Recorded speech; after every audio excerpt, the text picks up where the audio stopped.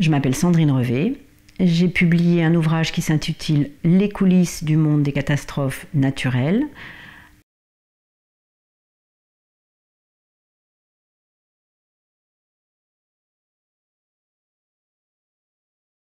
J'ai choisi de parler du monde des catastrophes naturelles, en mettant des guillemets à naturel, parce que depuis la fin des années 80 du XXe siècle, 1980, il s'est opéré une transformation dans la façon de parler de ces catastrophes dites naturelles, c'est-à-dire provoquées par des phénomènes naturels, que ce soit des tsunamis, des ouragans ou des vagues de sécheresse, dans la mesure où pendant longtemps, ce sont les sciences de la Terre et de la nature qui ont été les principales sciences qui ont produit des connaissances sur ces phénomènes. Et à partir des années 70 et qui se sont imposées dans les années 80-90, les sciences sociales ont joué un rôle de plus en plus important pour montrer que ce qui était important, c'était des facteurs de vulnérabilité qui venaient accroître la vulnérabilité des sociétés face à ces phénomènes et que l'on ne pouvait pas traiter de ces catastrophes de la même manière selon qu'elles se passaient dans des pays différents ou dans des régions du monde différentes. Et donc peu à peu s'est imposée à l'intérieur de ce monde la notion de catastrophe dite naturelle ou naturelle avec des guillemets ou de parler de catastrophe socio-naturelle. J'ai donc adopté finalement une expression émique qui venait de ces professionnels. Pourquoi parler de monde et pas parler de gouvernement? Dans un ouvrage précédent que j'ai co-dirigé avec mon collègue Julien Langumier, nous avions évoqué et parlé du gouvernement des catastrophes. Et en menant cette enquête auprès des professionnels qui gèrent les catastrophes, qui les anticipent, qui les analysent, je me suis rendu compte de l'ampleur de ce monde, de sa flexibilité, de sa volonté d'imposer des normes à la manière d'un gouvernement, mais aussi de toutes les difficultés que ce monde pouvait avoir à justement mettre en place un véritable gouvernement des catastrophes. La notion de monde, elle est puisée dans la sociologie interactionniste. Elle renvoie à l'idée qu'on construit un monde en définissant ses frontières par frottement avec d'autres univers, d'autres mondes. Ici, le monde de l'humanitaire, le monde du développement, le monde du changement climatique, le monde de la santé globale. Tous ces mondes, finalement, à partir desquels le monde des catastrophes se positionne, se définit en interne et en externe. Et donc, il m'a semblé que, en fait, ce que faisaient ces professionnels des catastrophes, c'était en permanence d'essayer de stabiliser quelque chose et non de gérer un gouvernement ou une gouvernance mondiale des catastrophes, ce qui donnait plutôt le sentiment de quelque chose qui fonctionne, qui marche, d'une grosse machine qui gérerait comme ça au niveau mondial l'ensemble de ces phénomènes. Voilà, la notion de monde me paraissait plus adaptée à ce que j'avais observé sur le terrain. C'est pas une notion avec laquelle je suis partie dans mon enquête. Je suis partie avec l'idée du gouvernement des catastrophes, mais finalement j'en ai tiré de l'enquête plutôt la notion de monde.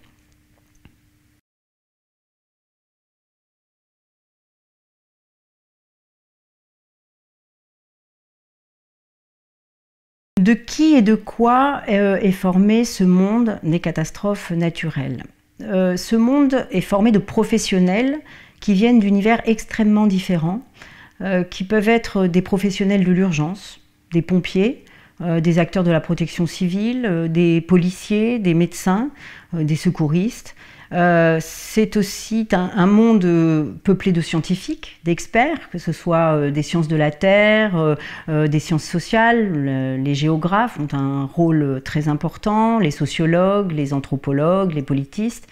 C'est aussi un monde qui est peuplé de fonctionnaires internationaux, qui soient à l'ONU ou dans d'autres institutions internationales comme la Banque mondiale par exemple, et évidemment d'acteurs plus connus, auxquels on pense plus directement, qui sont les acteurs humanitaires dans toute leur variété, qu'ils interviennent sur les phases de l'urgence, pour ce qui est des secours, de l'assistance dans les premières phases après, les premières périodes après une catastrophe, ou dans une temporalité plus longue, dans tout ce qui est reconstruction, réhabilitation,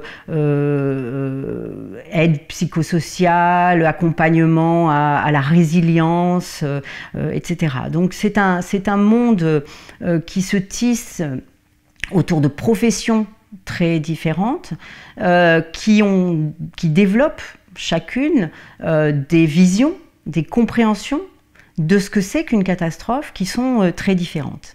Et c'est ça qui m'a intéressée dans l'ouvrage, c'est de voir que finalement ces professionnels ne se représentaient pas les catastrophes de la même manière, les envisager dans des temporalités extrêmement différentes. Le secouriste peut penser qu'une catastrophe dure par exemple 72 heures ou une semaine, le temps de sortir les derniers survivants des décombres par exemple, alors qu'un psychologue va travailler la catastrophe sur du très long terme, va travailler sur une période qui peut durer 1 an ou plus, avec des ateliers post-trauma, de reconstruction, etc. On a aussi des urbanistes qui travaillent la question de la catastrophe sur du temps très long, puisqu'il s'agit de reconstruire des villes, de reconstruire des quartiers dévastés, et puis les scientifiques qui ont une temporalité aussi de réflexion bien plus longue, etc. Et toutes ces temporalités, toutes ces représentations de la catastrophe vont entrer finalement en friction au sein de ce monde, et c'est finalement ces frictions qui construisent ce monde. C'est parce que ces gens ne sont pas d'accord qu'ils sont en permanence amenés à discuter, à stabiliser, à essayer de standardiser, à essayer de décrire, de définir et de donner des définitions de ce qu'ils considèrent comme étant la vulnérabilité, la résilience, la catastrophe, le risque, le danger, etc. Il faut apprendre, pour constituer un monde, à parler le même langage. Et pour apprendre à parler le même langage, il faut mettre en place des métriques de la catastrophe, donc compter à partir de quand est-ce que l'on considère qu'une catastrophe est une catastrophe, par exemple. Alors dans l'ouvrage, je parle de différentes bases de données internationales qui se sont mises en place, certaines par exemple qui servent plutôt à l'action humanitaire, vont définir la catastrophe à partir de l'action humanitaire, c'est-à-dire de l'intervention d'acteurs extérieurs, à partir d'un seuil de blessés, de morts ou de personnes affectées. D'autres bases de données internationales ne considèrent pas ces seuils de la même manière et impliquent de s'intéresser à toutes les catastrophes, même si elles ne provoquent pas de mort, mais à partir du moment où localement on a parlé d'un événement qui a provoqué une catastrophe, sans qu'il y ait besoin d'avoir une intervention extérieure. Donc déjà là, on voit que compter nécessite des opérations d'ajustement et qu'on ne définit pas la catastrophe de la même manière selon la manière dont on la compte. Et ça va de pair avec le fait d'établir des glossaires. J'ai analysé dans l'ouvrage tous un nombre important de glossaires qui ont été produits à propos de ces catastrophes au niveau international, et j'ai relevé des définitions, un nombre impressionnant de définitions très différentes de la catastrophe, par exemple.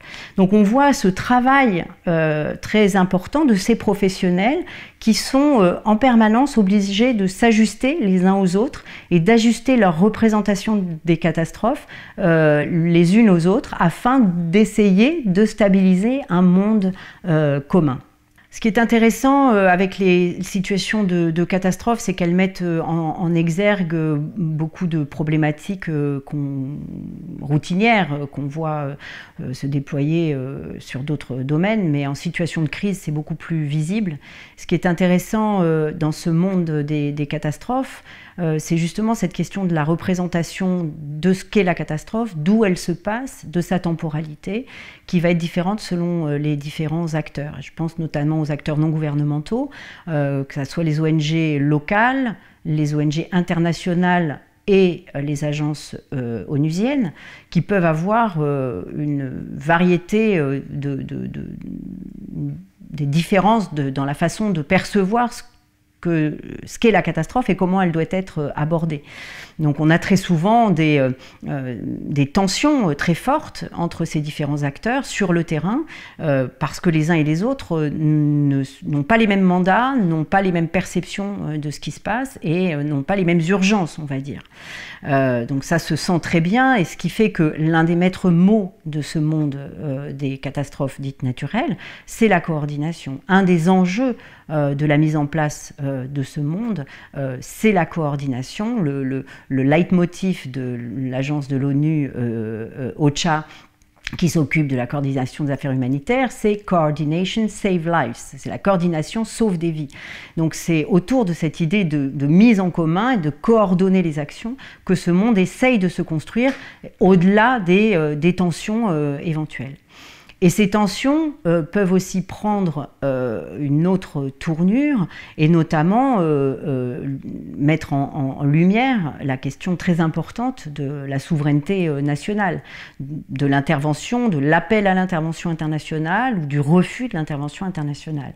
À cet égard, j'ai pu observer sur le terrain une scène qui témoigne tout à fait de cela. On était au Mexique lors d'un exercice de simulation de catastrophe préparé par la protection civile mexicaine et par la coordination des affaires humanitaires de l'ONU, l'OCHA, pour répéter l'intervention de secouristes internationaux au Mexique en cas de séisme important dans la ville de Mexico.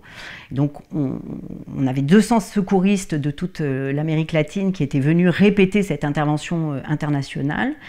Et la directrice de la protection civile mexicaine a bloqué le jeu pendant une matinée en refusant de demander l'aide internationale. Elle n'arrivait pas à faire ce pas en disant « mais non, mais on est un pays souverain, on va s'en sortir, on a des capacités, nous ne sommes pas Haïti ». Donc c'était aussi en se positionnant par rapport à d'autres pays avec des États plus faibles ou considérés comme plus faibles. Et le jeu lui-même était bloqué, la répétition, l'exercice lui-même était bloqué au nom de cette souveraineté nationale. Donc on voit bien que ça met en jeu des tensions politiques et géopolitiques très très importantes, qu'on peut évidemment comprendre. Dans d'autres cas, au Venezuela par exemple, où j'avais réalisé ma thèse, le gouvernement de Chavez récemment élu avait été très dispendieux des autorisations à intervenir sur le territoire vénézuélien après les coulées de boue de 1999 sur le littoral. Et les autorisations de travailler au Venezuela étaient constamment réexaminées, et certaines ONG ont été invitées par le gouvernement vénézuélien à quitter le territoire.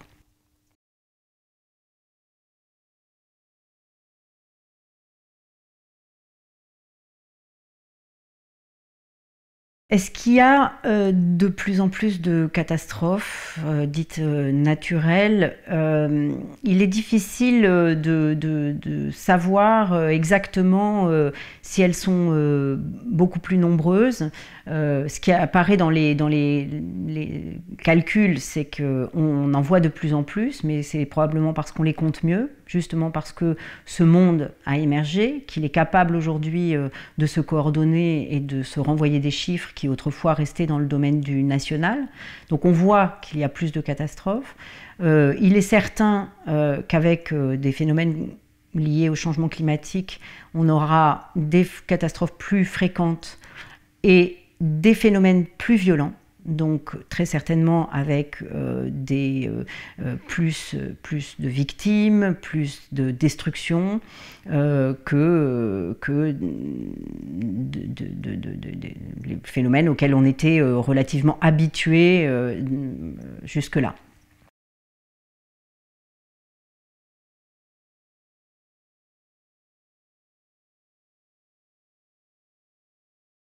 C'est sûr aussi que ce monde des professionnels des catastrophes a eu un impact, la stabilisation de ce monde, la formation de ce monde a eu un impact sur la façon dont les catastrophes sont aujourd'hui gérées, même si on peut avoir une impression récurrente d'impréparation, de non-coordination.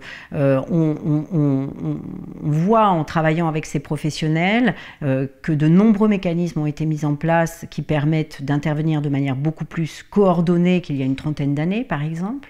Des plateformes sur lesquelles les différents acteurs échangent, les lieux sur lesquels ils interviennent, la façon dont ils vont intervenir, ce qu'ils vont apporter, etc. On a des tas de mécanismes pour filtrer le type d'aide qui est apporté. Je parle notamment de plateformes autour des secouristes au niveau international. On évite ce qu'on appelle le secourisme, le tourisme de catastrophe, avec des secouristes de bonne volonté qui viennent plus peser sur le pays que aider, dans la mesure où ils ne sont pas toujours autonomes, par exemple.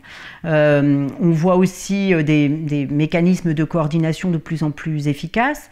Et dans les dernières études de l'ONU qui datent de 2015, le rapport du Global Assessment Report, le bilan mondial sur les catastrophes, la réduction du risque de catastrophe de l'ONU, que ça a eu un impact sur la mortalité. On a eu une baisse très sérieuse de la mortalité en cas de catastrophe, avec évidemment des pics, avec des grosses catastrophes qui, elles, font tout d'un coup remonter les courbes, mais d'une manière mondiale et globale, on peut dire qu'on arrive relativement à réduire la mortalité. Par contre, ce qui est certain aussi, c'est qu'on a des catastrophes qui coûtent de plus en plus cher. À mesure que les pays se développent leurs infrastructures, développent leurs moyens de communication, se développent en général, eh bien, les catastrophes détruisent des biens de plus en plus chers.